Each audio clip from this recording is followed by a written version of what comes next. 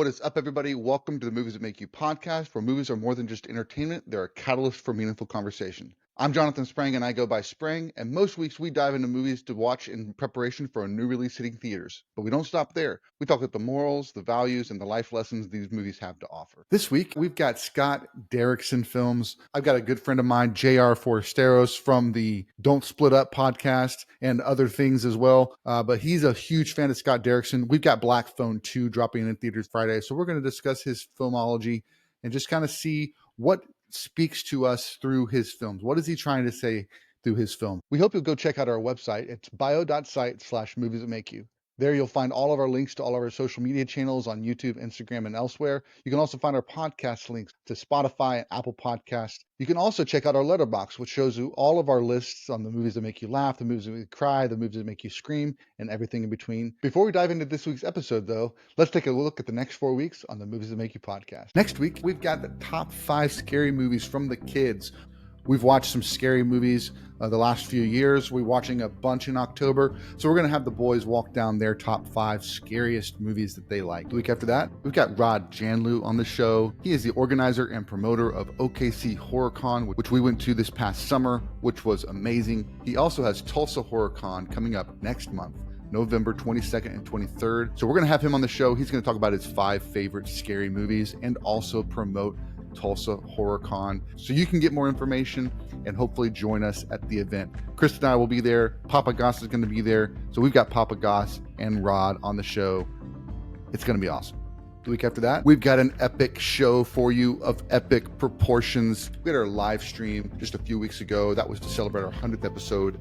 This episode is going to celebrate our 2-year anniversary, and we've got a bunch of guests. We've got Kristen on the show. We've got your favorite Papa Goss. We've got our returning favorite Papalicious Popheads, and we've got a new friend to the podcast, Horror Cat Dad. We're going to be talking about Predator.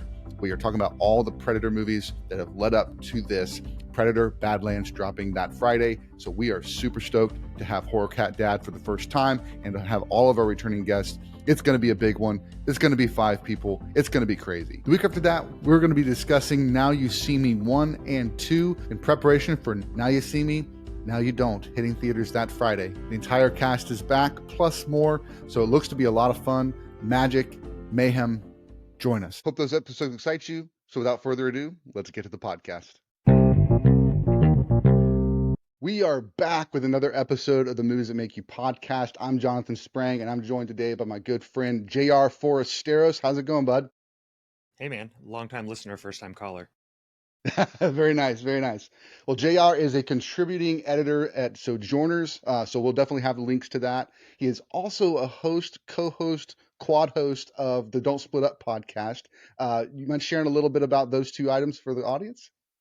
Yeah, everyone thinks that the Don't Split Up podcast is a marriage podcast because I do it with my wife, but it's actually a horror movie podcast because, as you know, the first rule of surviving a horror movie is you never, ever, under any circumstances, split up. So we're joined by our good friends Adriana and Mo, and we just basically fight about horror movies because it is exceedingly rare that all 4 of us agree on a film. I think the last time that happened was Godzilla -1. So Wow, yeah, even Sinners, which is, you know, the best film of 2025. One of us just was wrong about it, you know, and so we had to fight about it. I understand that. Yeah, it's a lot of fun. It's a great, you know, chance for us to just, you know, shoot the breeze and have some fun talking about horror movies. And then, yeah, Sojourners, it's a progressive Christian magazine, and I write a lot of faith and film stuff. I do a lot of different writing for them, but I would say my sweet spot, my bread and butter, is the faith and film writing. So I have an article that went up just a couple weeks ago on the Fantastic Four. I've also written a bunch of stuff about horror for them. Last Halloween, I did which horror movie monster are you according to your Enneagram number? And Nice. That got a lot of rage. People that were like, "How dare you call me out like this?" You know, like you typically do with Enneagram. But no, it was well received and generated a lot of amusement and hopefully a little bit of insight too. So That's awesome. One quick story I want to share about you and your movie reviews and articles is one of the ones that I want to find, and I don't know if it's anywhere, but was your Noah top things you should know before you see Noah, Darren Aronofsky's Noah. that was Do you still have that somewhere?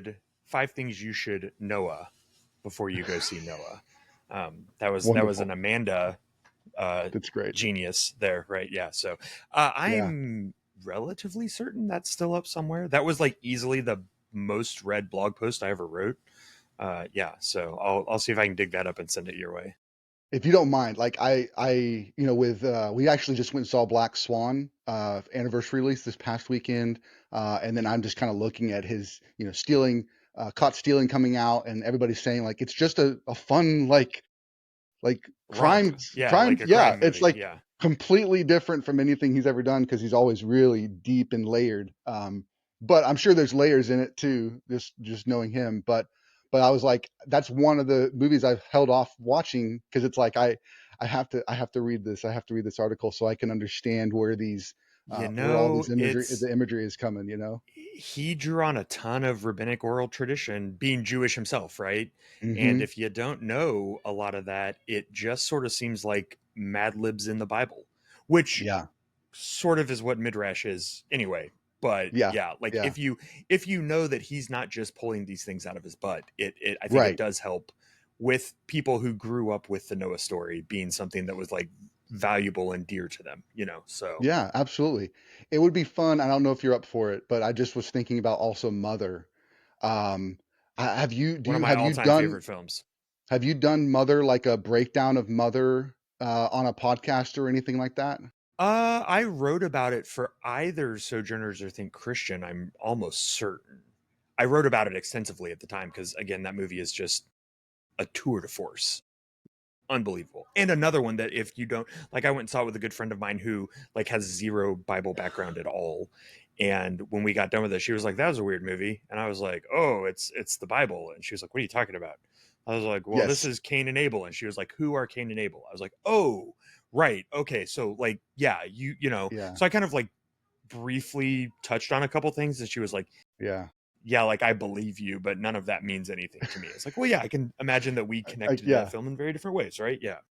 Yeah. Yeah. I remember watching that one and being somewhat caught off guard because I didn't know going in what it was, and Not then at after all. talking through reading about it and going, oh wow, there is a lot going on here, and I'd love to kind of revisit that. And I think those two in particular, Darren Aronofsky's diving into his religious roots and kind of really, it feels like he's expressing them using his own experience as well. So but we're not here to talk about Darren Aronofsky, although he's a great director. You should go check him out. We are here to talk about Scott Derrickson. Scott Derrickson has a new film coming out, Black Phone 2, that drops in theaters this Friday. And so today, to prepare for that movie, we're going to actually walk through his entire filmography. JR is a huge Scott Derrickson fan from what I remember. And so I invited him to be on this call to help guide us through this guy's filmography. One of the things that I like to do when I have a guest on is introduce the audience to them and kind of where their love for movies came from. So do you have a movie or a couple of movies in your like backstory that like caused you to want to step into this kind of like critique or like love for movies, not just being a viewer of movies, but really engaging with the content? I think this is going to sound insane, but probably the first movie that let me know that movies could say something and that not everyone was aware of that was Monty Python's Life of Brian. So, like any good red blooded 90s American teen male, I was obsessed with Monty Python and the Holy Grail. Watched it 100 times, could quote it backwards and forwards and all of that. And then someone said, and innocuously, "Oh, you've seen all of their movies, right?" And I was like, "I'm Right, sorry, right, what? Like, what do you mean other movies? I thought this was." And I didn't know that there was Monty Python's Flying Circus and that they were a comedy. Like none of that. I knew none of that, right? Because this was before there was an internet. And right. so I got Monty Python's Life of Brian because it was supposed to be like a Jesus-y movie. And I was a good youth group kid. And I had a bunch of my friends over to watch it because we were all psyched, right? Like, oh, the Holy Grail. This is another one. As a kid who was in church and took church very seriously and considered myself very devout, but also like not at all ignorant of the various like problems and foibles of church, I found the movie deeply hilarious. Which, again, much later, I saw an interview where John Cleese said, we started out with just a big stream of blasphemous jokes, and then we read all the books, and we decided that Jesus was not really someone who lent himself to mockery, so we decided to make fun of his followers instead. And I was like, yeah, that makes sense, and I get it, and I see it in the movie. But then when it got out in my church that I had led a bunch of the youth to watch this horrible blasphemous movie, there was this big scandal, and I was like, did any of you watch this movie?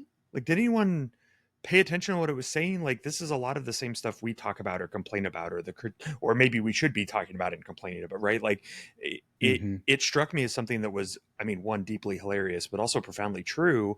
And then when I saw the reaction to it, I was really, kind of struck by the fact that it, again, seemed like a lot of people either just didn't bother to watch it before getting angry, or that we had almost watched two entirely different films, Yeah. And so I don't know that like pushed me into being a critic by any stretch of the imagination, but that was certainly one.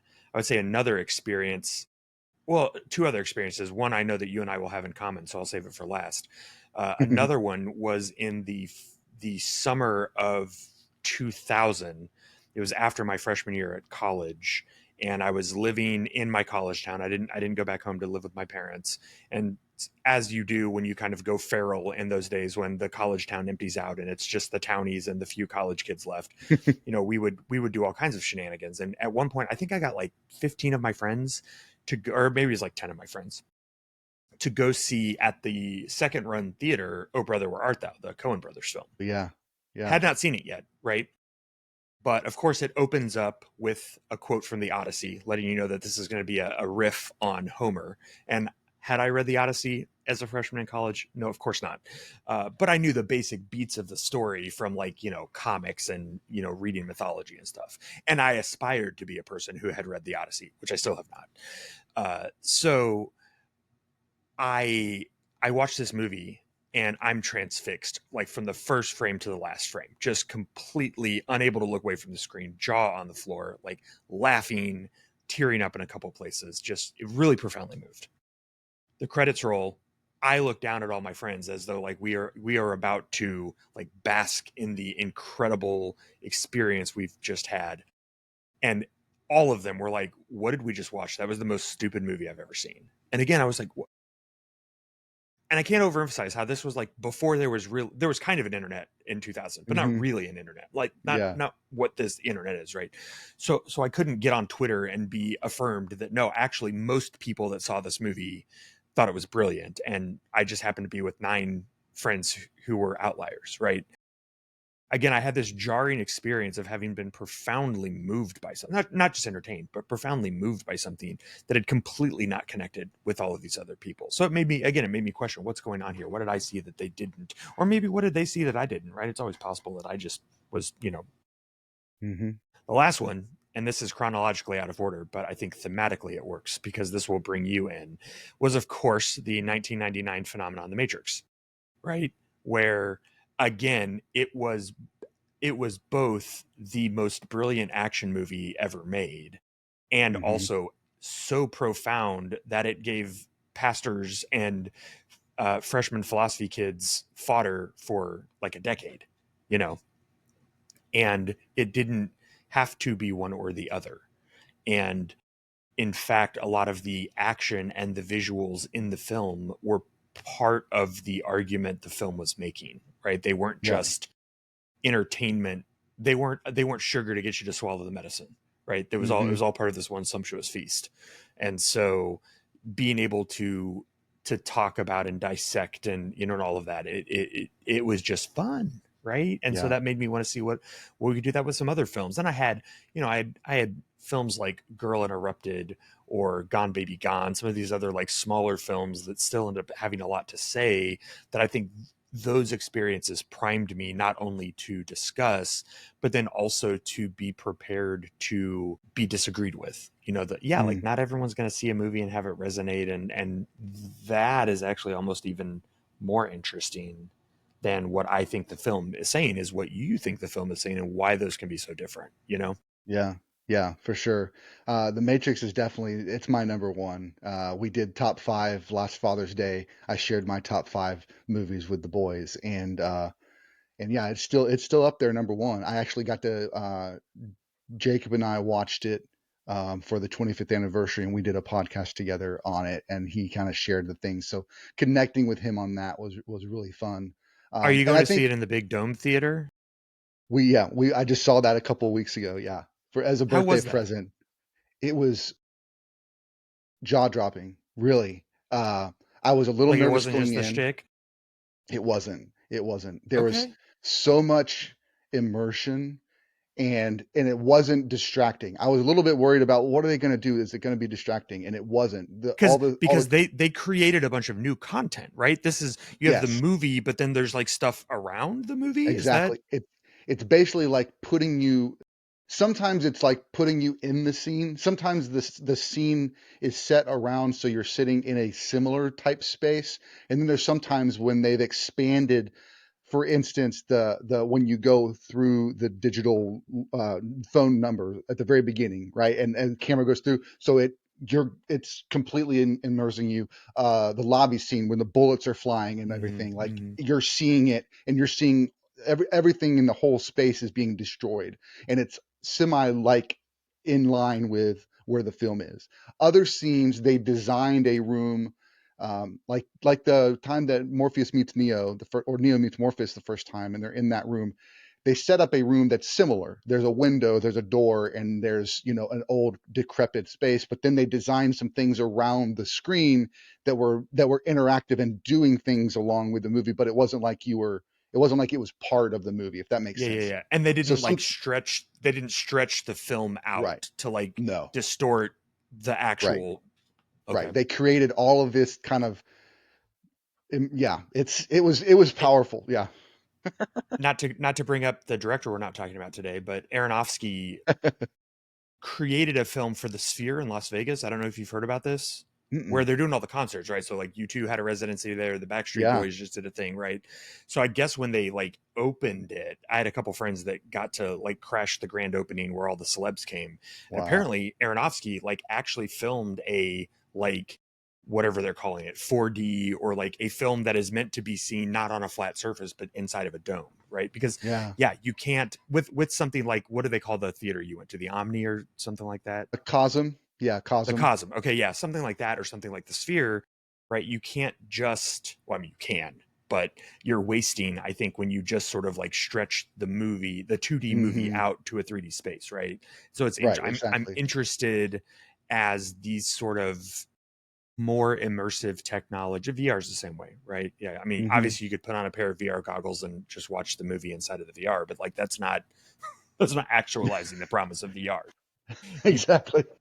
at least for now, we don't have the technology to change the original film. So then, yeah, do you augment it, or do you just make new media that is, appropriate to Mm-hmm. these? I don't know. It'll be really interesting to see, 10 years from now or 50 years from now, because 3D took forever before, like, now, well, yeah, Mm-hmm. now you can just do a . Movie if you want to, and whatever. Yeah, yeah. So And they called it shared reality. That was kind of the underneath subtitle of Cosm, a movie in shared okay, reality. So it's like because you're all sitting in the space together and you're sharing this thing that's like you have no peripheral vision that's not covered with right, some sort of right, content. One of the key, like the fun things about it was like in that same scene where Neo's talking to Morpheus and it's raining outside and it's thundering and lightning. And in the movie, the camera's on Neo's face and you see the lightning flash. Well, you're seeing the window and the window's got rain on it and it's flashing in sync with that too. So it's like you're there in that way. And they did that. I mean, and like I said, it was tasteful. It wasn't distracting at all. It really amplified everything. And so I was a big fan of it. But yeah, that means a lot coming from you, because I know you're pretty protective. So yeah, yeah. I mean, and I think we've talked a little bit about the trilogy. Not everybody liked the following two films from that series, but it really resonated with me. I've been telling people I have to rewatch the fourth one again. I think you gave, what did you give it, like C or something, like three, like a C minus or something, like Yeah, but maybe a D again, I know we're plus. not here to talk about the Wachowskis, but I think it was intentionally done that way. I think that was Lana Wachowski's middle finger to like, okay, if you're gonna make me because they basically told her this movie is getting a sequel, period. Yeah. Would you like to have a say in it or not? Yeah. Right. So there's that scene in the fourth one where they're basically telling Neo the same thing about his video game. Right. And Mm-hmm. it's Yeah. like you could just see Lana Wachowski like doing this to Warner Brothers like through the screen. Exactly. And so yeah, like the fight scenes were so boring and derivative and dumb. I was like, there is no way that Lana Wachowski didn't do that on purpose, right? Mm-hmm. Like the Wachowskis have to try to make bad action. Whatever else you say about them, their action is incredible. And so the fact that we Yeah. got these like completely forgettable, completely uninspired action scenes, it's like, yeah, this is all on purpose. Yeah.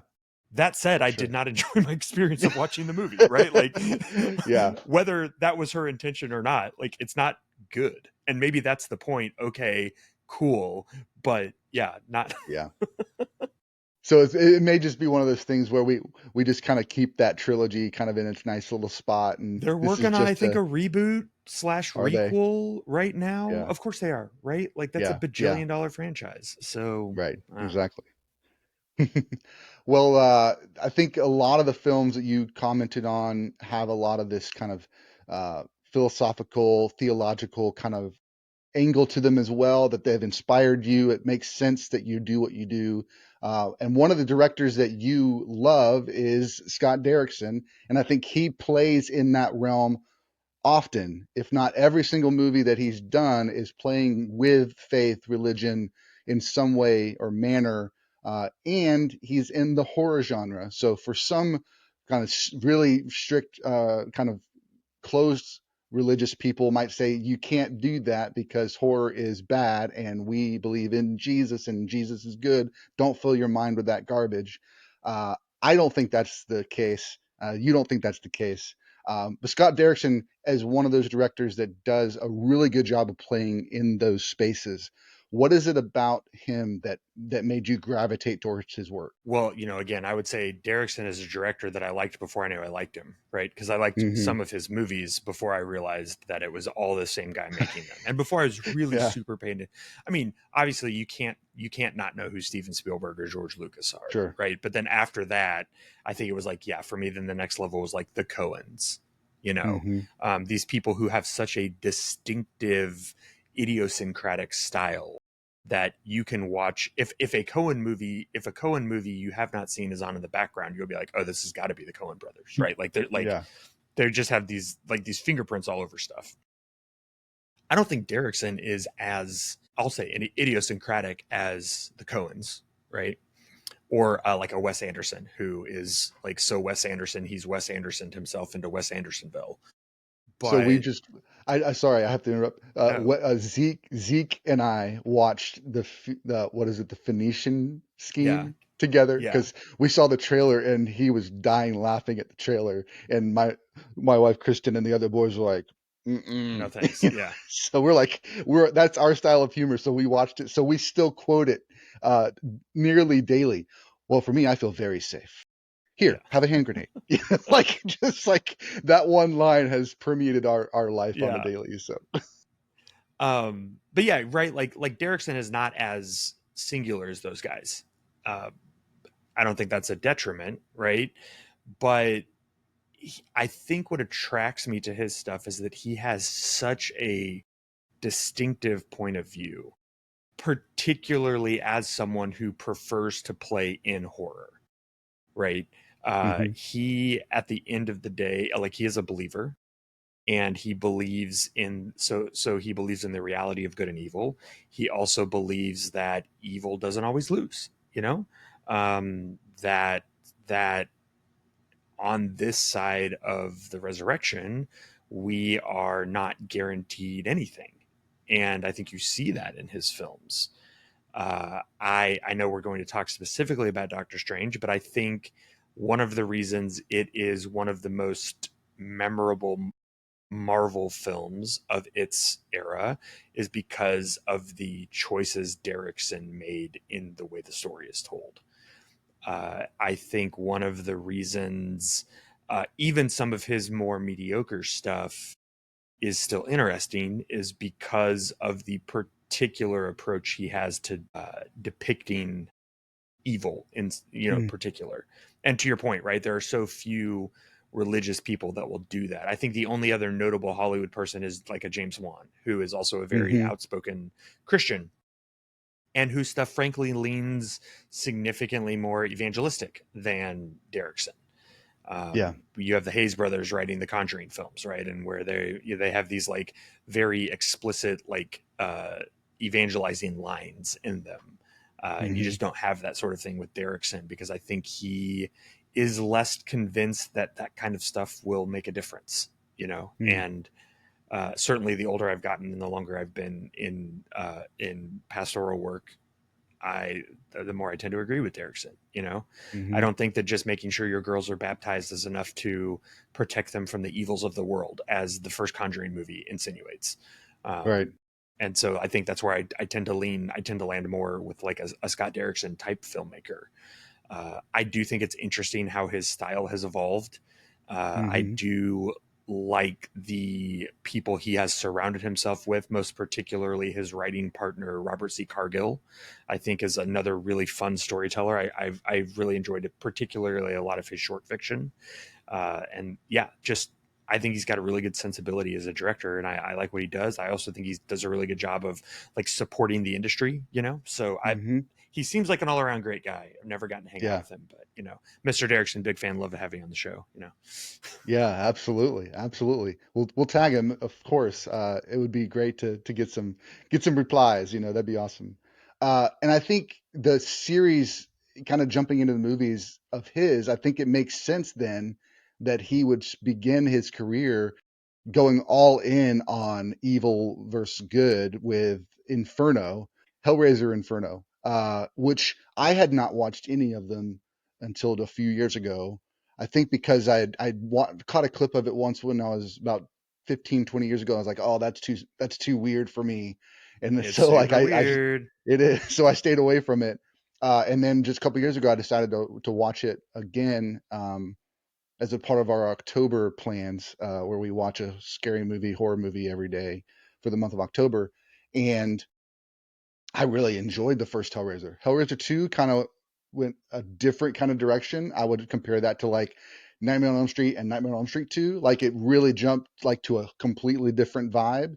The third one kind of comes back and it's kind of more like the first in the way that his story's telling. But we get to Inferno 2000. Scott Derrickson picks it up and he tells a unique story and a unique take on Pinhead. What are your thoughts on Inferno? I got to tell you, never seen it. Nice. I I I have a very low tolerance for the Hellraiser movies. Gotcha. I get them. I understand. I'm like, no, I got it. I understand what we're doing here. It's just not particularly interesting to me. I also think that, so how like once Walk Hard came out, it's hard to take any biopic seriously ever again. Yeah. Yeah. In the same way, if you've seen the Rick and Morty episode, a Morty Rick Griff or a Morty Ken Rick Feedy or whatever it is, the one where they parody the Hellraiser Cenobites, Yeah. it's very hard to just take any Hellraiser movie seriously. Like it, you know. And so I watched, I've seen the original one. And again, I get it. It's not scary to me, but I get it. Props to the Pinhead, right? I watched Mhm. the reboot, requel, whatever, with Yeah. Yep. the female Pinhead, which was the end of everything as far as the internet was concerned. I've seen a couple of the other ones in between, but yeah, I didn't particularly care for the first one, and everyone that I've ever read or talked to agrees that they only go downhill from there. So Yeah. I was like, well, and I mean, and Yeah. again, being a Derrickson fan, looking at Inferno, knowing that it has like a 14% on Rotten Tomato or something Right. like that, knowing that it was Yeah. one of the directed DVD ones, knowing that even Derrickson himself admits it's not very good, but hey, it was his first It was his movie. first. It was Yeah. a fourth installment in a direct to DVD franchise that was Mm-hmm. always like the redheaded stepchild of the slasher movie series anyway. You know what I mean? Like, Yeah. props to him for starting there, and you almost have nowhere to go but up. But I'm genuinely curious, since you've seen it. Yeah. I don't know. What'd you like? Is it should I watch it? I, it checks all those boxes you said, where it's like it's not great, right? It's very low. It's as a movie, it's not great. I will say the thing I do find fascinating about the Hellraiser series is Pinhead.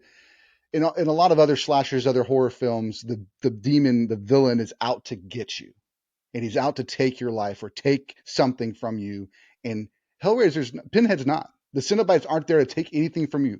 They're here to give you everything you ever wanted in your life.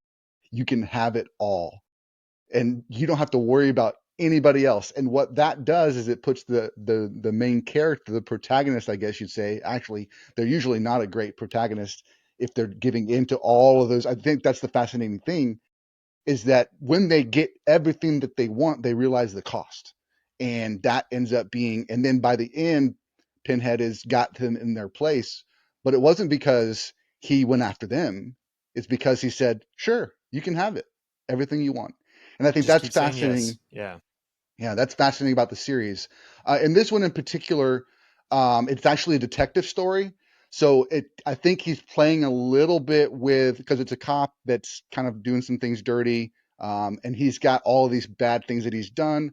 I will say it also somewhat.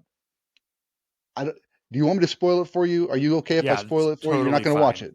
Yeah, I yeah, don't know yeah. how the All right. So listeners are going to feel about it, but spoiler alert, guys. It's fine. But there's this sense where he also is playing with. So the detective story kind of reminded me of another one of his films we'll talk about later.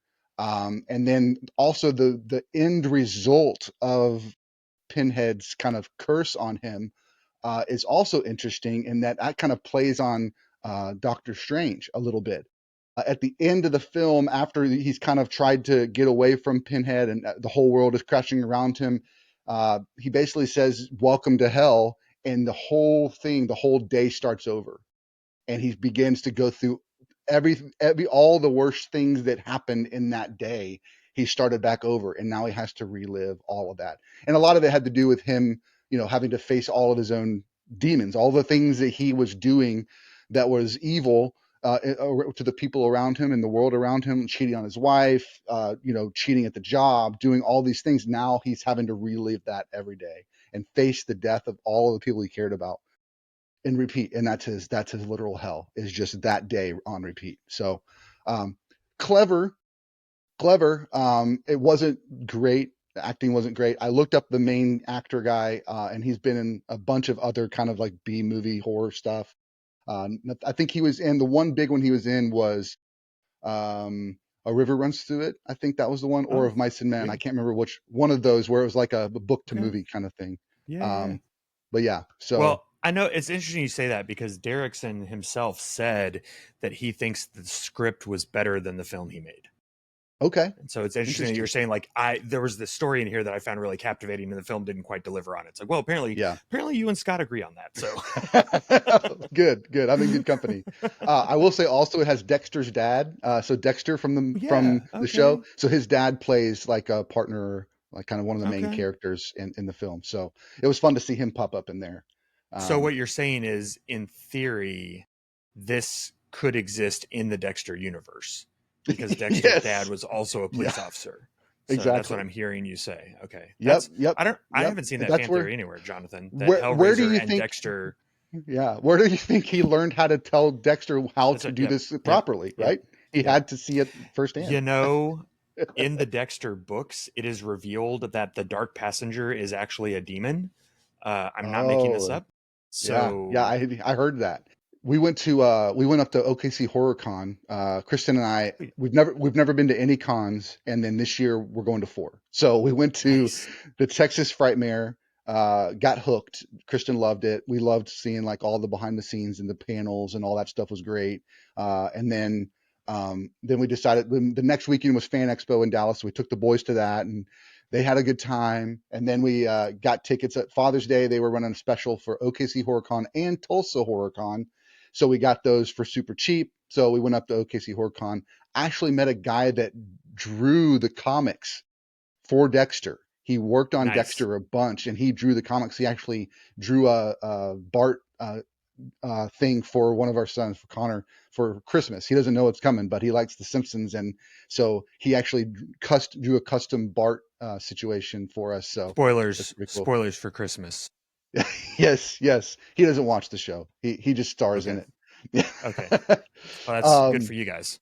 Yeah. But yeah, he was telling us that the books kind of went down that path, and they're like, oh, we're just going to do our own thing with the show. So I will have to say, after that the Inferno movie, I was like, how in the world did he get another job?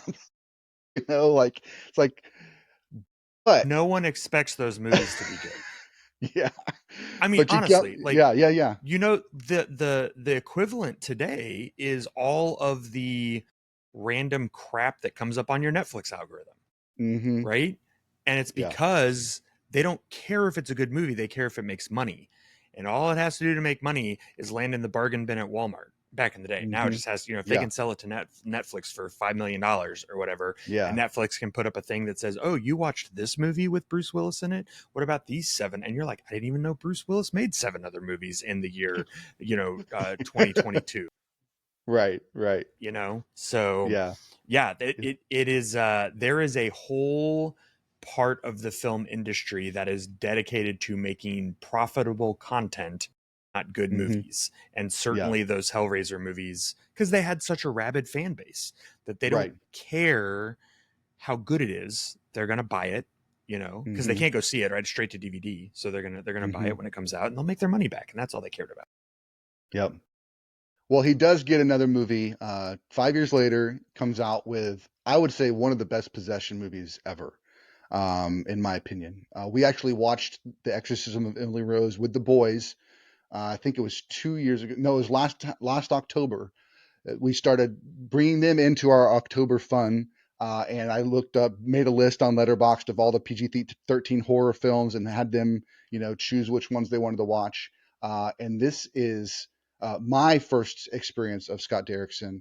And I remember walking away from it the first time just in awe of the story, in awe of the decisions that Emily made, in awe of the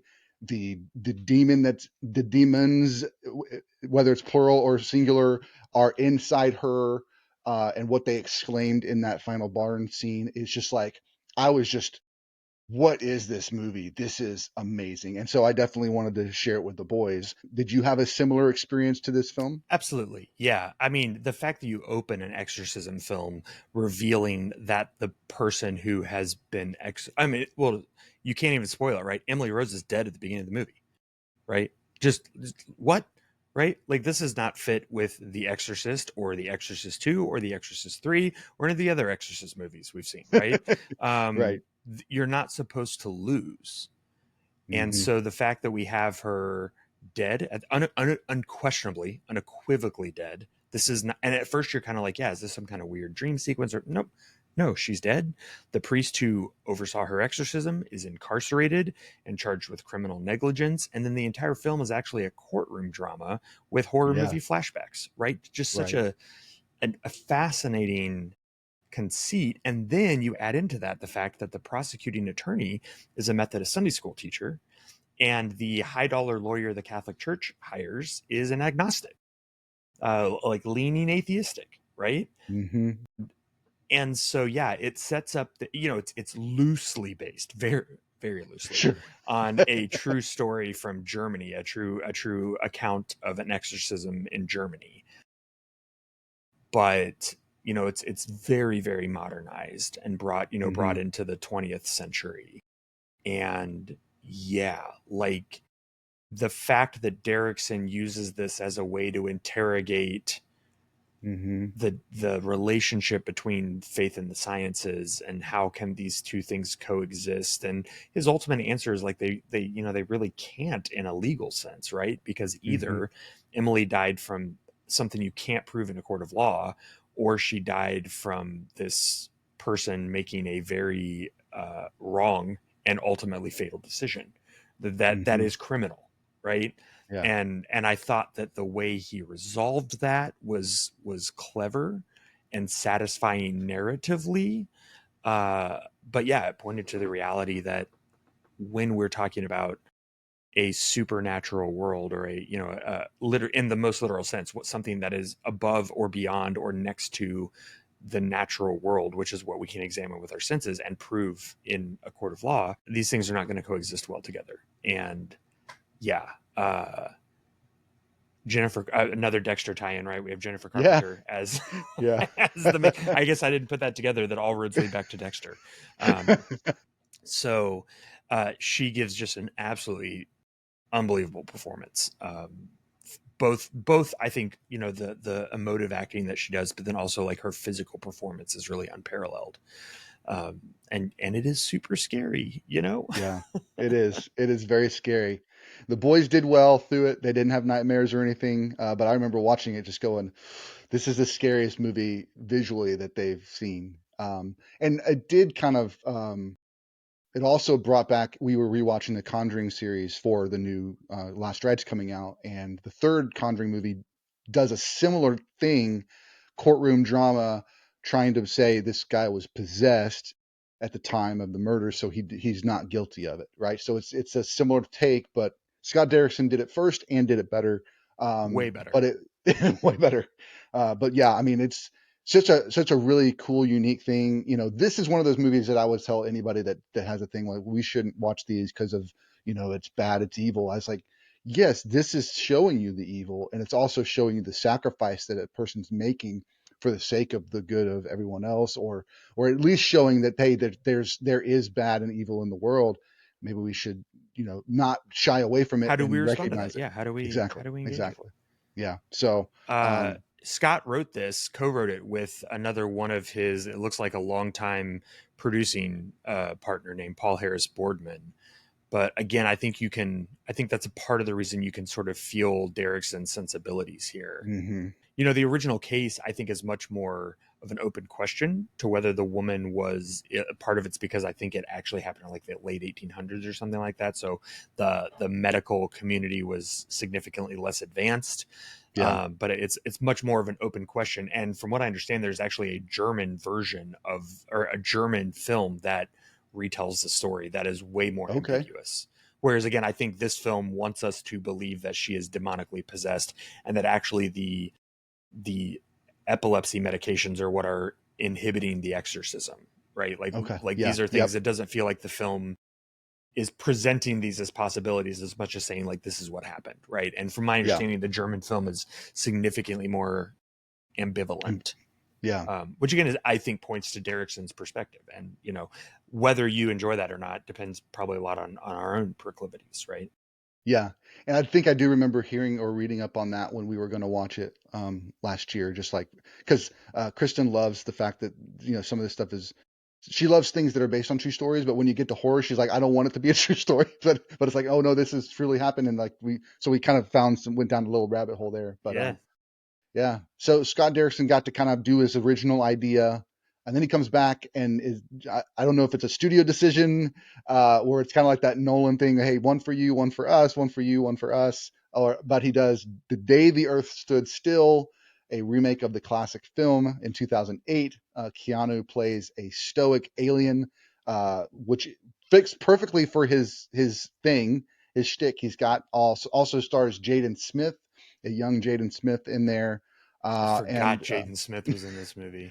yeah, Wow. To yes, be fair, I and forgot a lot about this movie, except for Keanu. But yeah, yeah, for sure. So I would say for me, I feel like there were some things that he did with the visuals that were really good, really solid. Some of the robot influences, the it definitely had a bigger budget than he did for Inferno or you know, Emily Rose. It feels like he did some really good decisions there. Good visuals. I like the Noah's Ark reference. You know, that there's this sense where we're trying to we're going to bring some of the good people out, but everybody else is going to be destroyed. We're going to restart the earth. And then my one last note is I love that. I don't know. I'm sure he did this as a joke, but the group that was tasked that was sorry the group that was the fighting people in it. was the Whiskey Task Force. WTF? I was like, that's hilarious. 'Cause Whiskey Task Force on the job. I know they probably didn't say that, but so what's your take on The Day the Earth Stood Still? I remember this being a big flop. Hmm. Like it was not well received. I remember being bored out of my skull. You know, um, it being a great example of like just because you can doesn't mean you should. In terms of remaking old 50s stuff. And again, part of that is because of how little we understood about science and alien life and the universe in the 50s. But I also get the impulse because there was like a kind of a climate change warning in this film, right? Like you've Hmm. been destroying the earth, and in the 50s, of course, it was nuclear war. That was what we were scared of. So I get the thematic resonances and the desire to like bring this story back. But man, it was just not interesting. It was Hmm. slow. This is my memory of it. Now again, I haven't seen Hmm. it since Yeah. 2008, but these are the echoes it has left in my spirit, Yeah. I honestly forgot the movie existed until we were prepping for this, and I was like, oh. And again, I've read a bajillion Scott Derrickson interviews and listened to a bunch of stuff. Like I remember knowing that he directed it. I just like Hmm. had it's like they Men in Blacked me, like to Yeah. just right out of my brain, right? Yeah. Um, so yeah, you revisited this one though too, didn't Yeah, you? yeah, absolutely. And I wasn't as bored this time. I mean, I was prepared Okay. to be bored, right? I was prepared because I Right. Yeah, remembered. yeah, yeah. And you're doing it for And homework, so you're probably like paying attention to a yeah, lot paying more, like attention to trying, yeah. stuff. It did bring to mind like War of the Worlds came out 3 years earlier, right? Spielberg, The Tommy okay, Cruise, yep. so it was like it was kind of that same like, hey, we can do our own, let's do another one. It also reminds me of The Thing. It's an old movie that gets remade, but then it's even better and like everybody loves it. So maybe there's a chance this could do the same thing. I feel like it did a lot of things that movies do when this is the subject matter, that like, we're not all bad, so don't destroy us all. Like Hashtag that's not the all humans. right, exactly. And so I think that's where it kind of gets to. It's like he's on a he's there's no it's just business. There's no emotion. He doesn't care either way. He's not here to hurt anybody. He's just here to destroy the world because we need to restart because you've done poorly with this. And then over the course of the film, she is able to show him in different areas where humans are interacting and seeing, with one of his alien buddies that they sit down at the diner, and he's basically saying, no, I'm going to stay. Like, I'm going to destroy it all. It's like, yeah, but I love these people and this is my life now. It's like, you start to see it's kind of the wheels turning of like what it is to be human, and so there's some good thematic elements, I think. Still boring, but there's thematic elements, and I'd say some solid visuals for 2008. I think, you bring up that there's this like very clear Noah's Ark reference in here. And I think it's a great example of Derrickson being a little bit more willing to engage critically with the Judeo-Christian, uh, what is the word I want? Like the legacy of Scripture, right? Because Mm-hmm. there would be a kind of believer who would say, "Oh no, like if we're making a Noah's Ark reference, then we're saying like that was a good thing, right? Because God did it." Mm-hmm. And here you have someone saying like, "No, that's not a good idea, right? Like destroying Yeah. everyone and saving just a few and starting over is bad." Mm-hmm. Which again, there's some really fun rabbinic and Christian theological conversation around that, right? And Yeah. and how the arc gets depicted. But I think it's again interesting that Derrickson wants to make sure a conversation like that is highlighted in his films, and it's Yeah. it's something that had someone else remade this, I don't know that would have been in there. Right. Yeah. No, I agree. The one other thing I thought was just poetic, is the aliens show up, and of course um, we've got an army surrounding the ship, and everybody's got their guns pointed, tanks pulled, everybody's ready to go to war. Alien comes out unassuming, very fragile, no threat. They just shoot him, and then all of a sudden you shoot him, and then okay, that's how we're gonna play this, and out comes a huge robot, and like ready to just destroy everybody. Like, what did you think was going to happen? Like, we are flying from another planet to here. I'm pretty sure we have better technology than you do. Right. Why would you ever think that that would be a good idea? Because humans are pretty dumb, as it turns out. As it turns out. We get back down to Sinister 2012. We get kind of another Derrickson from the mind of Derrickson, right? He gets another chance to do a film that's kind of his idea, it seems. Super creepy vibe. Ethan Hawke plays Say an first author. partnership with Ethan Hawke. Yep. Yeah, yep. Plays a partner that I'm sorry, plays an author that's going to write this. He wrote one good book, and now he's trying to write better books. He's trying to get back to that, and so he's moved into this house where a horrible event happened, hoping that it's going to help him be inspired to write the best novel ever again. Great scares, I'd say. Oh, this is in one of those. I don't know if you saw that list that was going around last year, but it was like top 10 scariest films by science because it's heart rate based, It was and the number one, wasn't it? Sinister was, yes. I know Skinamarink, I think, is number one on that list for some reason. Have you seen that? No, that's Yeah, why. yeah. We watched it. I still don't understand how anybody says that's a scary. I get it. I get what. Yeah. Anyway, but but this one definitely scary. There ends up being, I think one of the best scenes for me is, like, not to steal anything from you if you have other things you want to share, but the picture of the demon, like when it's a picture and it turns and looks at him and then looks back, it's like the subtle things, not the big jump scares. It's like the subtle movement where there shouldn't be. And I think this one also opens with the family hanging from the tree at the beginning, right? And in slow mo, and just like, what is this movie? I mean, it just grabs you right from the beginning with that just horrible scene, and then tries to take you through and show you all this stuff. It was just really great. It checked all the right boxes for me as far as horror is. So, what are your thoughts on Sinister? First film that Derrickson wrote with Cargill. Okay. And again, I think every single time I watch a scary movie with people, I'm pretty forgiving in scary movies. I know people are. I guess it's maybe because I have such a low opinion of humanity, right? Everyone's like, "Why would they do that? They're so stupid." I'm like, "Have you met literally anyone? Like, we are stupid. That's why." Yeah. But we're always, oh, I wouldn't run upstairs. I'd run out the door, or I would, whatever.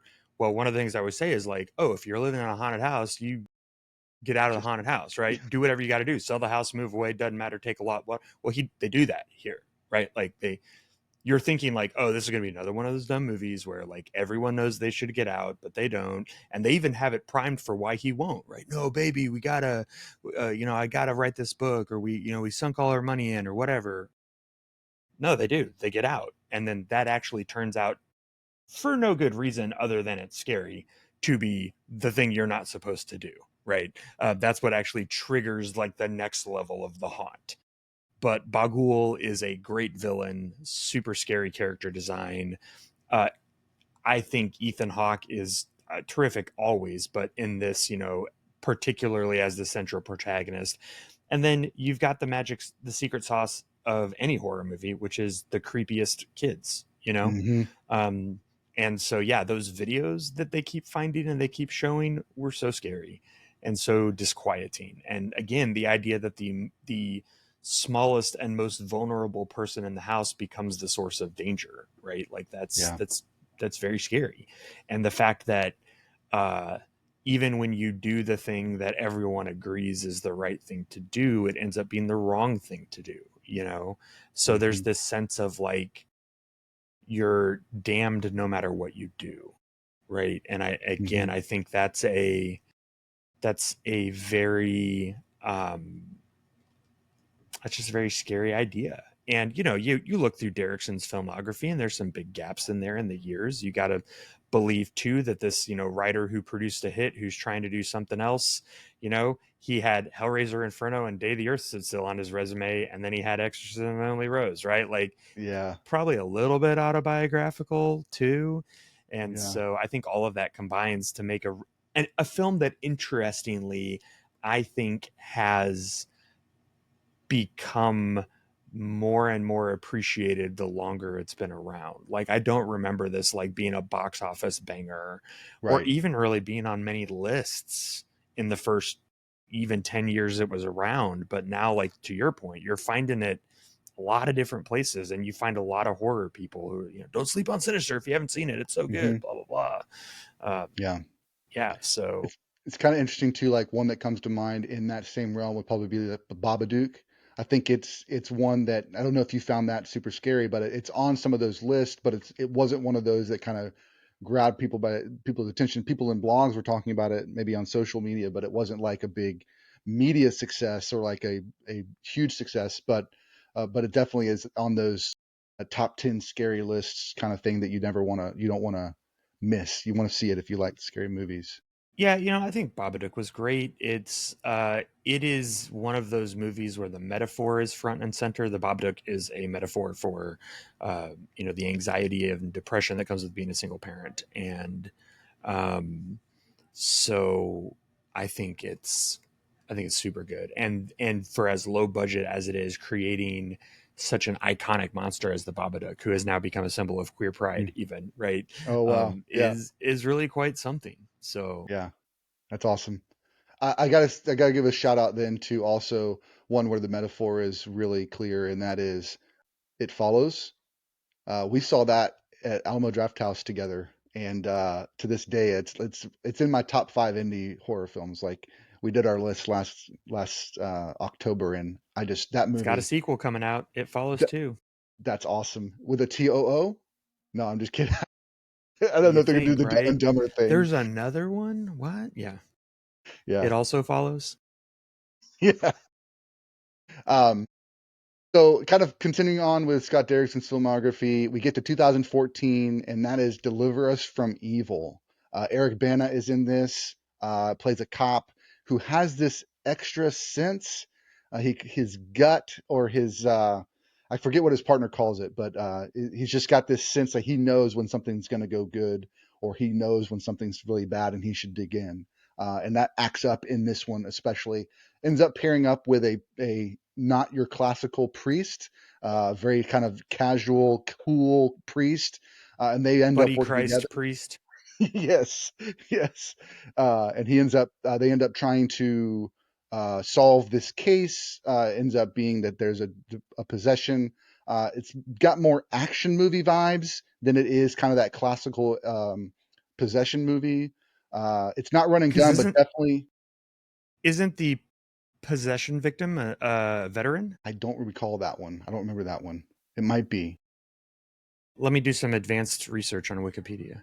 Okay. I think that's what I remember of this film. I mean, I have other thoughts too, but I remember there being a strong sense. There was a strong connection to the Second Iraq War, which was going on Yes. at the time. Yes. Oh yeah, yeah. You're And right. You're right. They had contracted this thing in this cave, and it went home with them. So they got possessed. Yes, you're absolutely right. They got possessed by it, and then brought it home, and then so it's that's causing like, them to do. yeah. So you've got these soldiers. So there's that more of that action movie kind of stuff. But Hmm. then there's also, at the end of the day, it's like it's a demon or a spirit or whatever that's Yeah. come back with them. Which, again, a very short walk from that to the kind of PTSD that veterans deal with, right? And this idea that they come back as different people, Exactly. because of the things that they've encountered and contracted over there, you Yeah. know. Absolutely. I did have it in my notes. It is the radar. He talks about his radar. That's But the yeah, word that his okay. partner uses. But it's kind of like a spiritual gift that the priest says, "Hey, Mhm. this is your spiritual gift where you're able to find these and solve these things, and God wants you to do it." And I will say that the intensity of the final exorcism scene is just as high energy or more than the Emily Rose exorcism. It's a huge action packed, just loud, lots of stuff going on as they're trying to talk this demon out, and all that stuff. But I will say, it felt more like a cop procedural, than it did like I said, a possession movie or even a horror movie. It just had this kind of horror bent. I liked Eric Bana's accent. I thought he did a great job with that. And yeah, I think I gave it like 3.5 stars or something like that on Letterboxd. Not the best movie, but it's solid. Like it's worth a It watch. is it is a it doesn't do a lot of innovating. There's not much in this film that you will not have seen before, but I think the pieces are all assembled in a satisfying way, you know? And again, there's something to be said about that. Particularly, I think when you're using horror like this to do something like shine a light on the kinds of traumas that are unique to veterans, you know. Frankly, it's fairly unusual to have a male possession victim, right? Yeah. The going back to The Exorcist, it's almost always a teen or preteen girl who needs a literal father figure to step into her life and bring order and balance. And so having this be Iraqi war veterans who are coming back, who have brought this evil back with them, like it's again, it gets a little bit messy when you really start to dig into it, but it is provocative, it is interesting, and Hmm. yeah, it's just like you said, I think it's solid, right? It's interesting. Yeah, for sure. And that leads us to the movie you mentioned earlier, Doctor Strange, 2016. Little Uh, indie project he picked up, right? right? Well, and you think about it. You think about this. How did he go from Inferno, Emily Rose, Day the Earth Stood Still, Sinister, Delivers from Evil, and then all of a sudden gets a budget of becoodles of millions of dollars and says, "You're going to direct this next Marvel movie," and it was touted at the time as being like the first horror movie, because it had some horrifying moments, and also because he's a horror director. They're like, "Hey, maybe this will kind of get everybody's juices going. Oh, I got to go see how Marvel's going to do horror."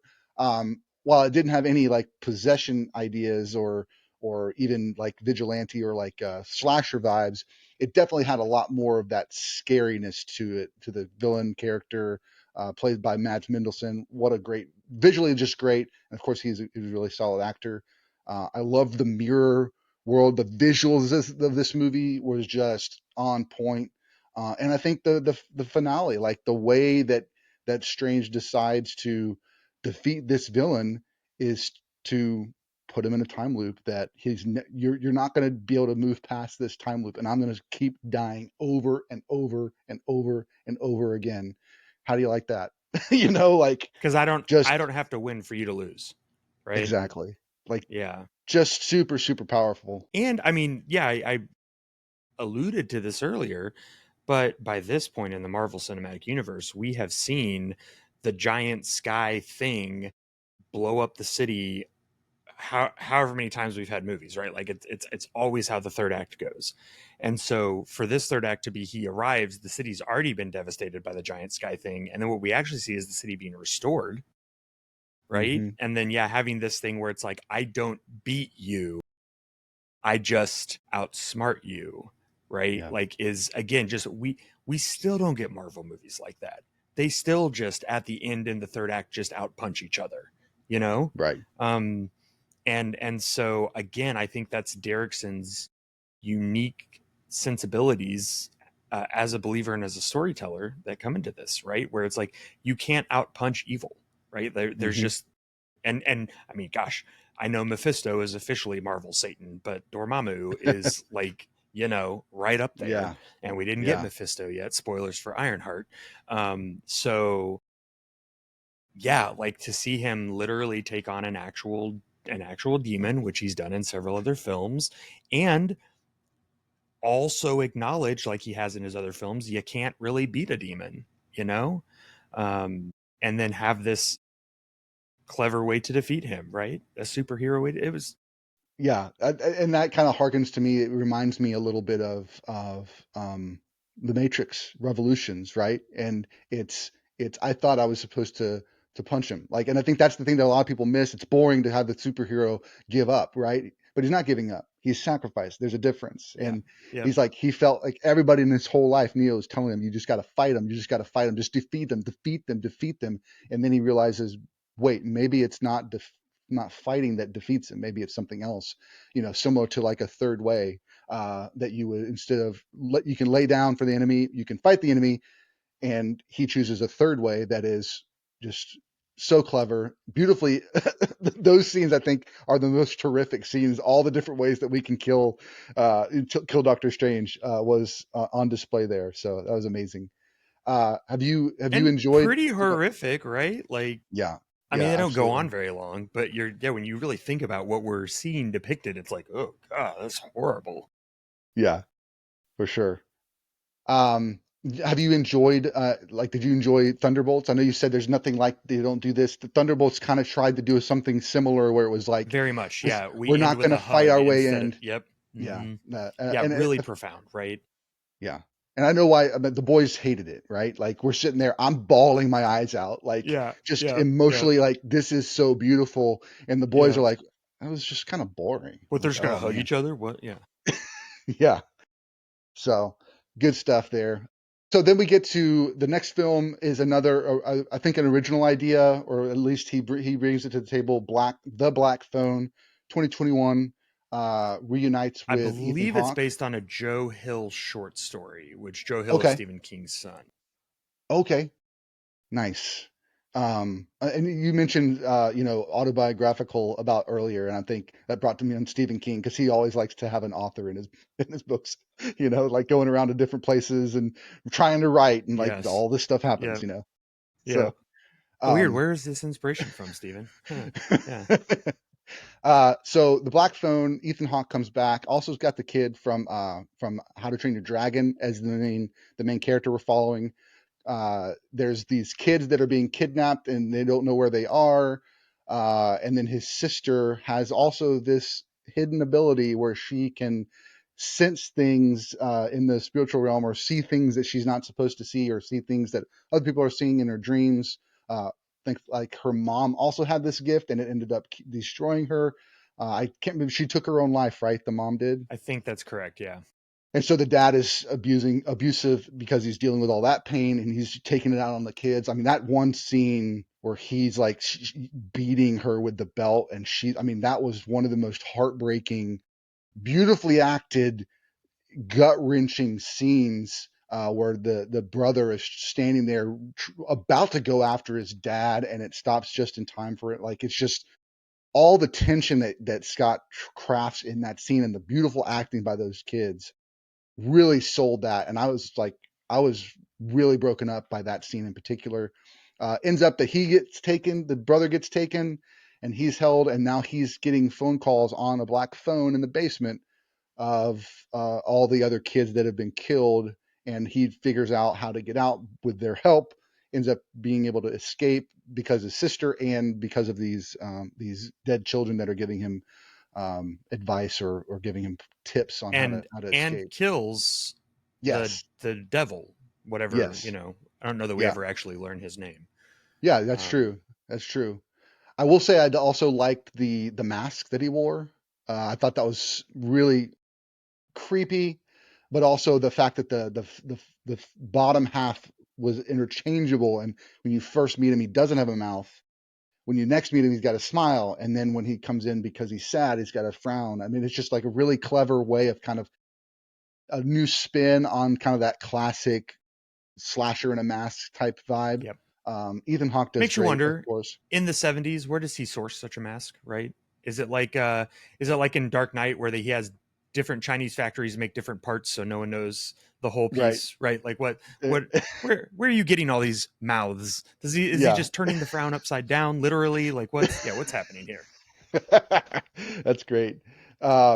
Yeah, so I really like this film. We watched it recently to catch up for this, but the ghosts are here to help. And yeah, what are your thoughts on the Black Phone? Overall it was good, interesting that it's a period piece, right? That horror movies are always having to find ways to take cell phones out of the picture, right? Yeah, Because they have those to. kind of yeah, those kind of ruin some of the inherent scariness, Yeah. whether it's because they have flashlights on them or because people are accessible or whatever, right?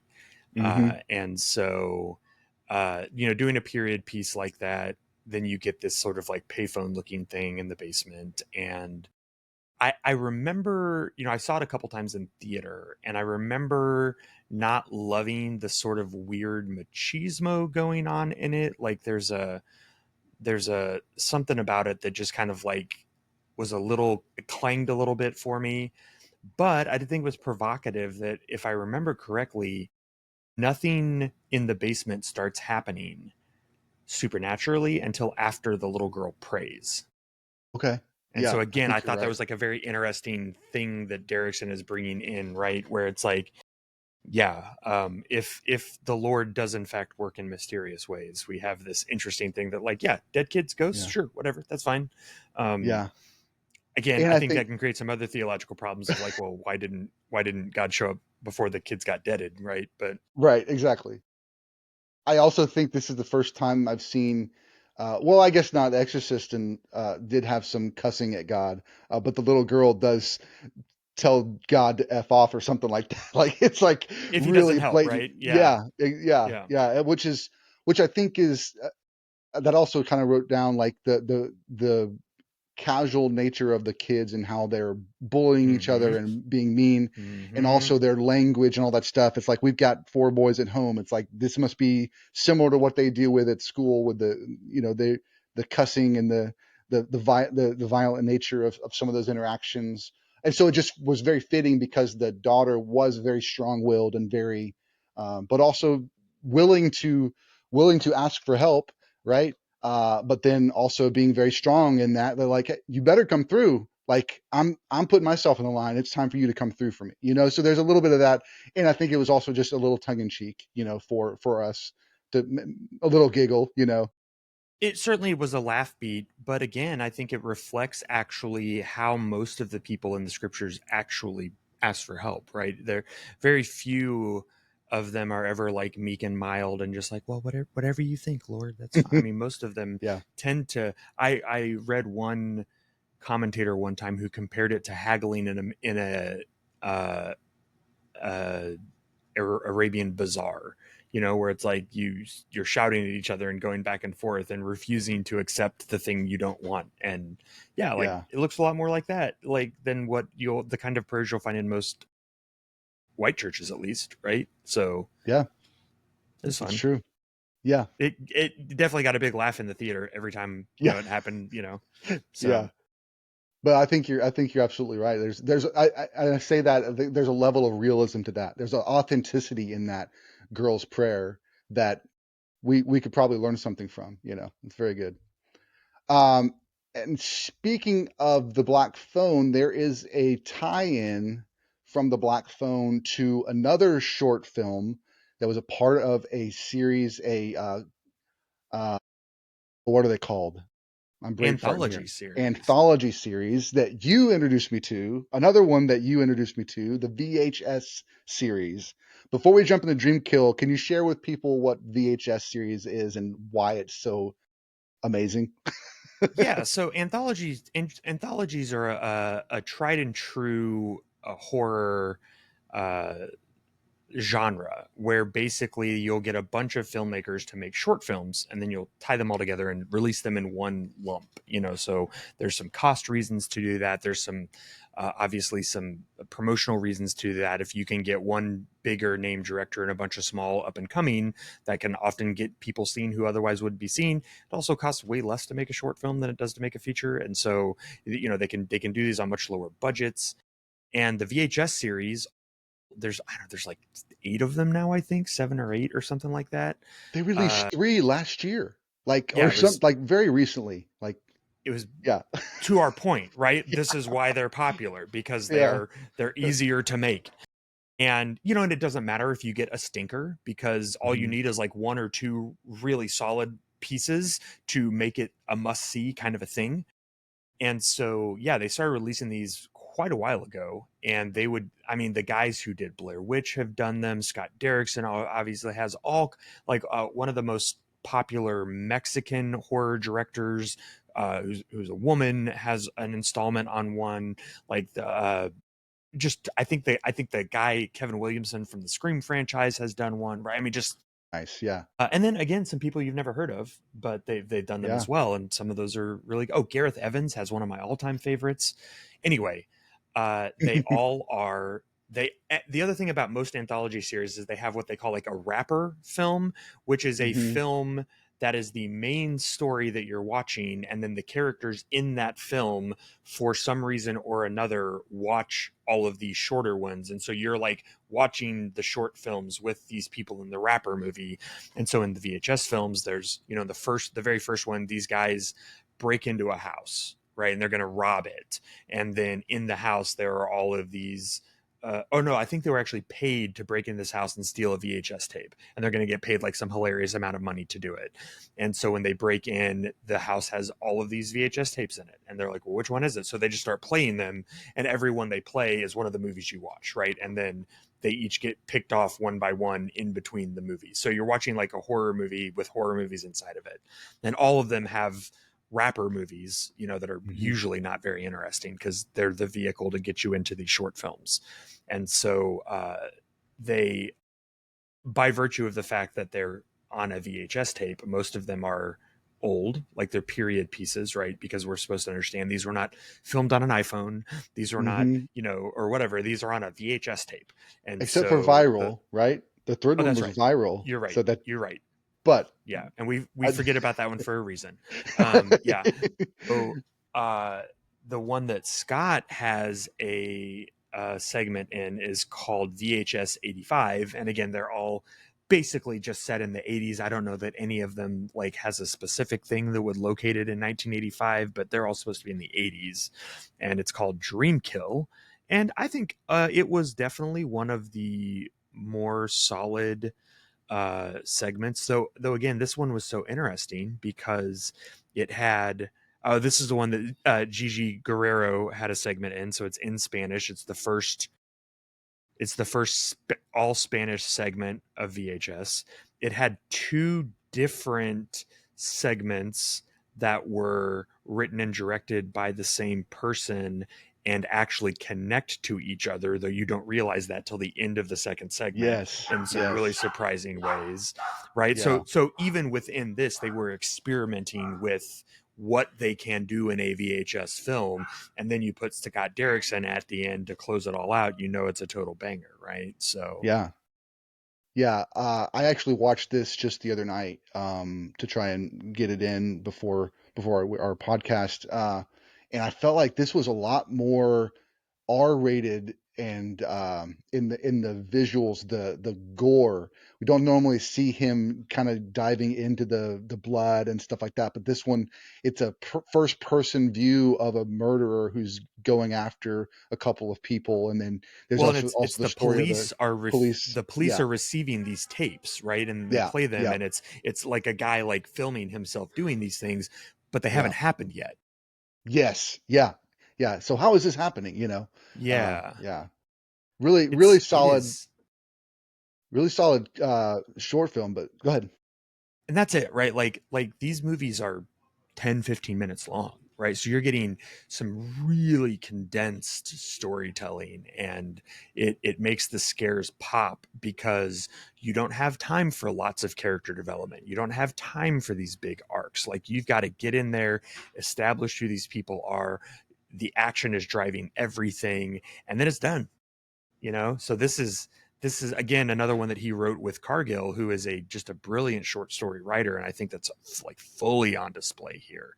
And then yeah, it has a tight connection to Black Phone in it as well, so there's a nice little Easter egg there, which again, internet lost its mind when people started to figure that out, right? Yeah, So absolutely. And I actually just realized too that one of the actors was also in Black Phone. Um, nice. One of the police guys was the brother of Ethan Hawke that was staying in the Uh-huh. house. Mm-hmm. So it's the same actor. I also recognized him from It Chapter 2. That's where I kind of Nice. he's been in other Okay. things, but that's what kind of comes to mind when I think of that Do we guy. call him a Scream King then? There he is. Yep, he is. All right. That's good. Other anthology film that came to mind as you were sharing is the All Hallows Eve. So are you a fan of Art the Clown, or is that too much? Yeah, man. I mean, Yeah, you know, I appreciate what he's doing.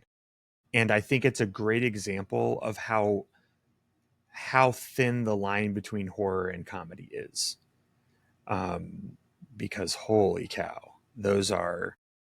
But but again, he is doing classic mime work Yeah, in yeah. this, right? Classic clowning, and clowning at its core is often like very weird and scary.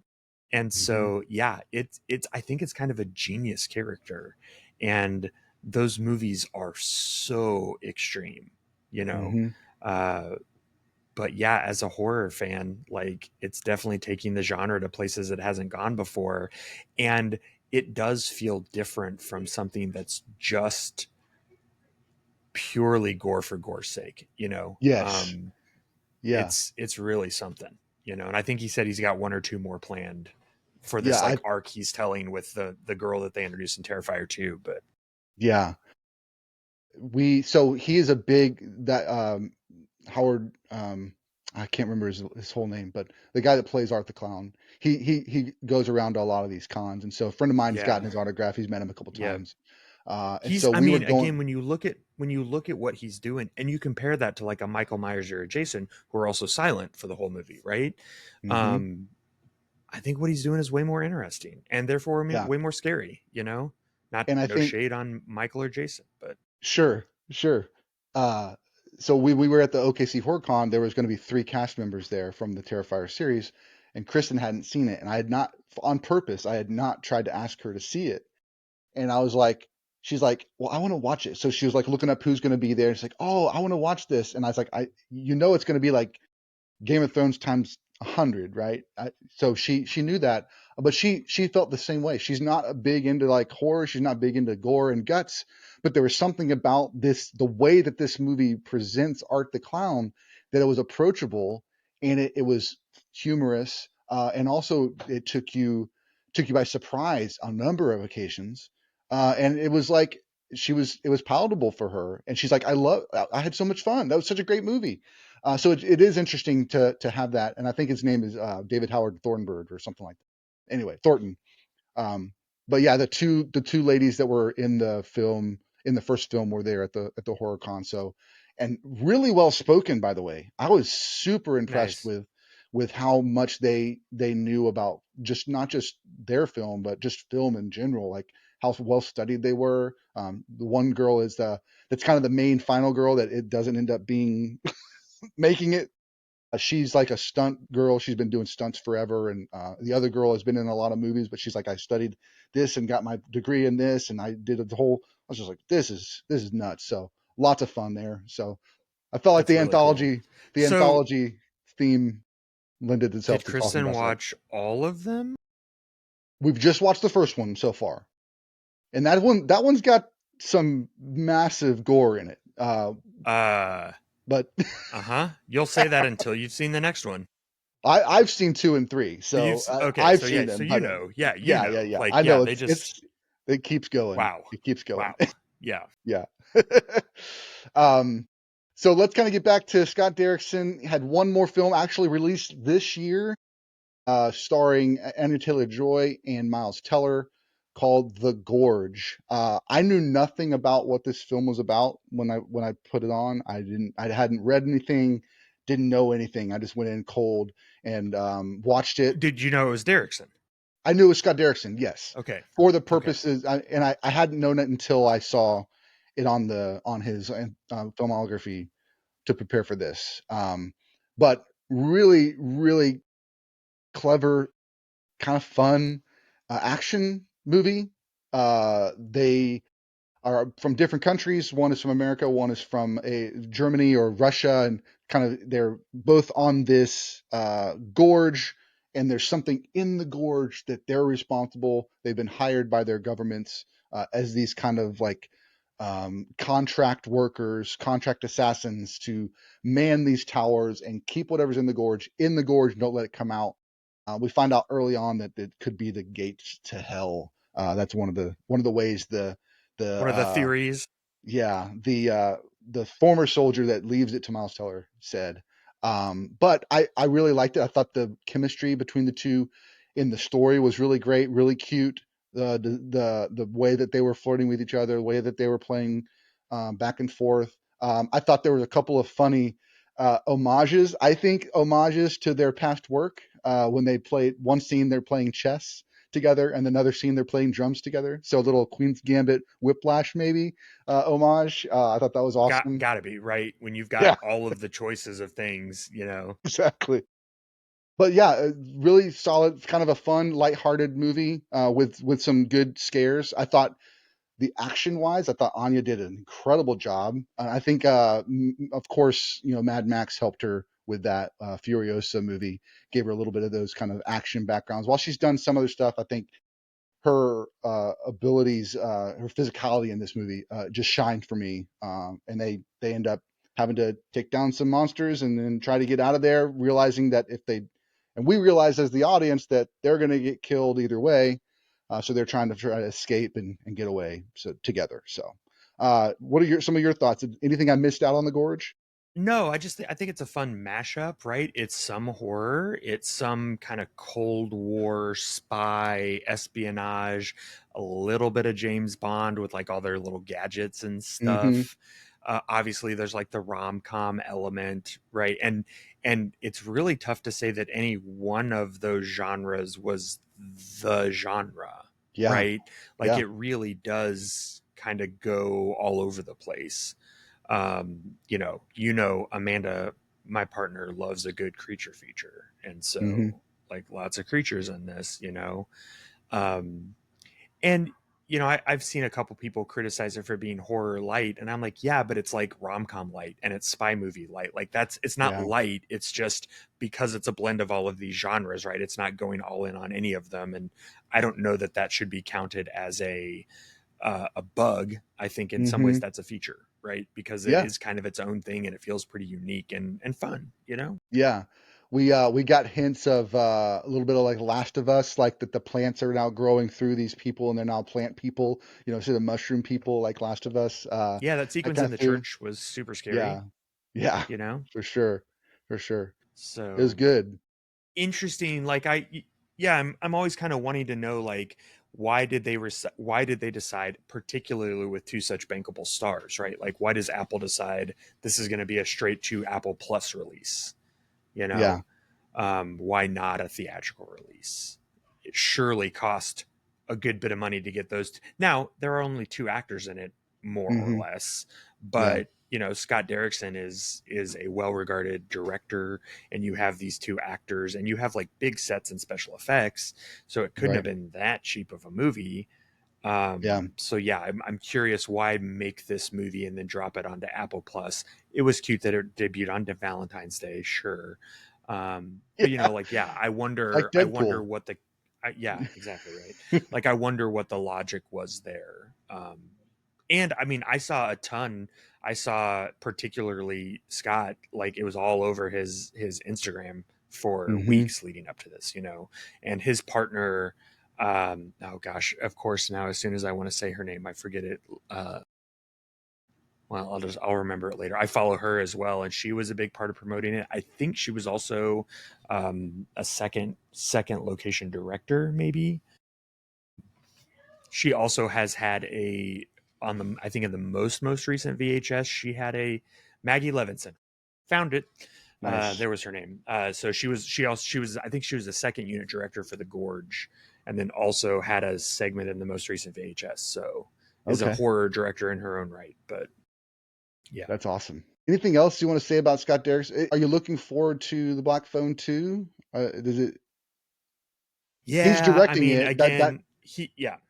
No, I overall I am for sure. I think I don't know that I've ever despised a Scott Derrickson movie, and again, Ethan Hawke is always fun. Um, he wrote with Robert Cargill again, and I really like their work together. So I'm planning to enjoy this. Uh, I'll probably revisit the original before we go see it, and I'm wondering if I'll pick up on what kind of pinged for me the last time. We'll see. Yeah. Yeah. Very cool, man. Well, I can't remember when this movie is coming out. Do you know off the top of your head? It's pretty quick. I think it's October.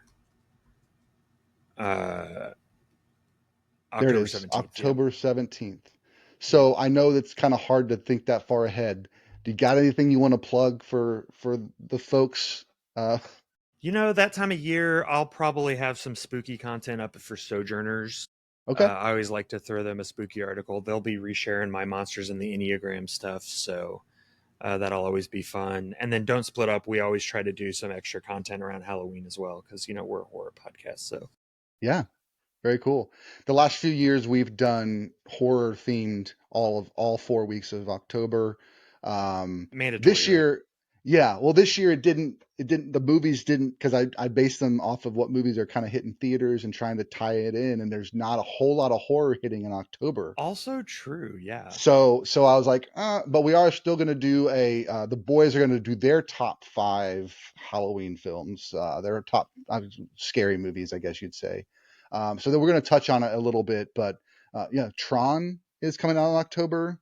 That might be a horror movie for entirely different reasons. Yeah, but Black Phone 2 is coming out in October, so we're gonna hit up a couple of them, but yeah, the last year we did our kind of the icons of horror was one of the episodes, so we talked about all the Freddys, the Jasons, and all that stuff, and then we did top 5 indie horror, top 5 overall horror, and a couple of them were on both lists, and then we did like just our you know fun uh, scary movies. So, When are you covering Alien Earth? so we focus mainly on the TV stuff, but I'm sorry, the movies. I'm mainly hitting up the movies, but I've been Yeah, tempted to but do the shows that make you, have you because there's some good started TV too. Alien Earth? Yes, yeah. I think I'm caught up except for last night. So it's crazy. But we did an Alien series for Romulus, so we watched through all the Alien Obviously. films, and Chris and I Gotta. talked about it. Uh, what's your go-to theater for the experience these days?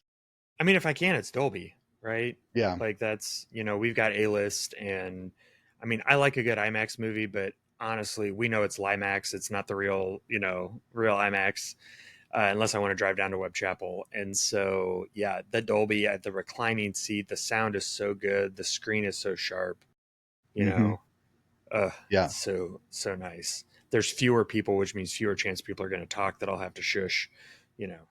And there's a barrier behind you from the row behind you, so it's like there's They this can't kick you built-in by mistake. Yeah.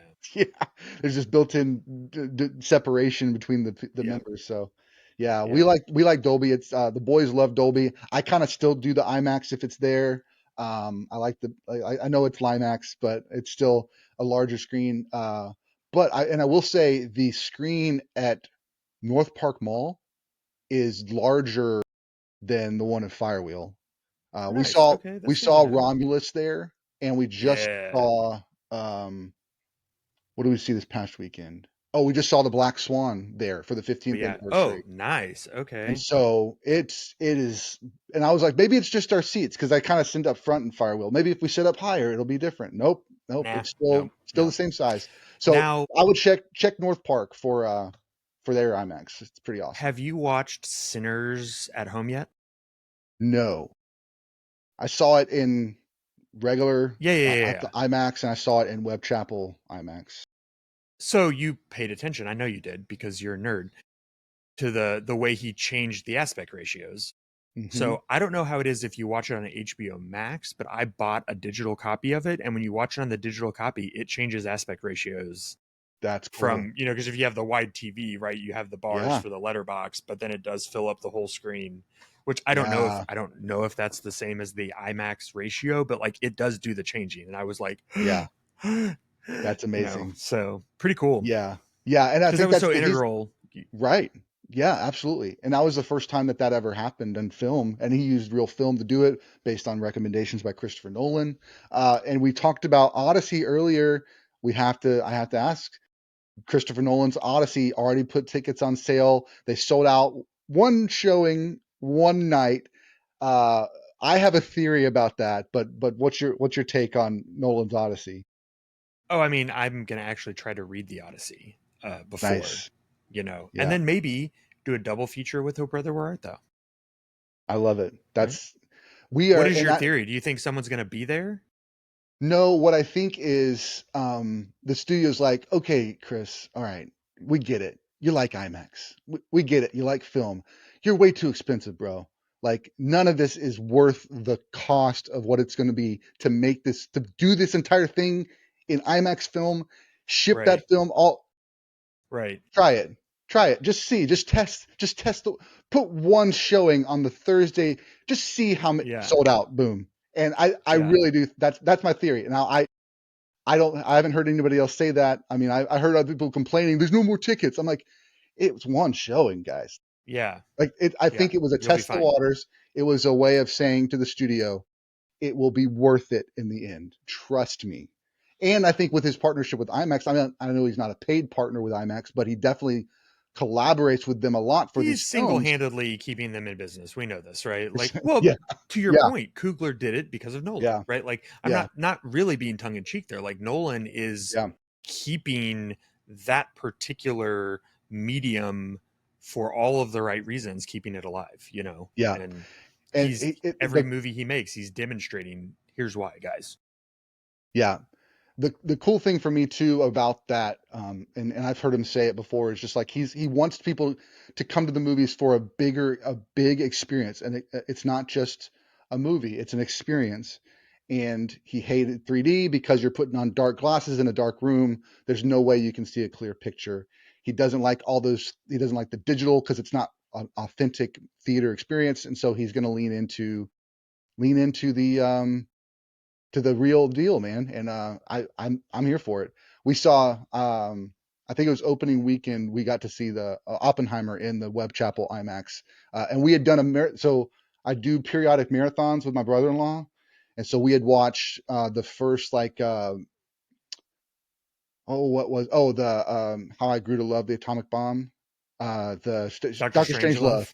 Yeah, we watched that, and then we watched Fat Boy and Little Slim or Uh, whatever, the '90s version of Oppenheimer, and then we watched those two, and then went to the theater for the big, huge, incredible thing. And I think I saw it twice in that format because it's just like such a beautiful thing. And opening weekend we got to see Sinners. I saw it twice opening weekend, once by myself and then once with Kristen in the Webb Chapel. It's so nuts, man. It's so good.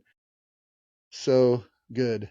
Hey man, I appreciate you. Thanks so much for being on the podcast. And yeah, thanks for the invitation. yeah, hopefully you'll be willing to come back. Maybe we'll find something else we can talk about. But it'd be good Surely to have there's you at back. least one other thing. At least one. Awesome, man. Well, we'll talk to you soon, buddy, and we'll talk to you. I'll let you know like when we post, and I'll tag you and stuff so you know what's going on. Perfect. Thanks, brother. Thanks so much for watching. We hope you enjoyed this week's episode. Again, you can check out all of our links at bio.site/movies that make you. Feel free to drop us a line. We'd love to hear from you. So until next time, keep watching movies.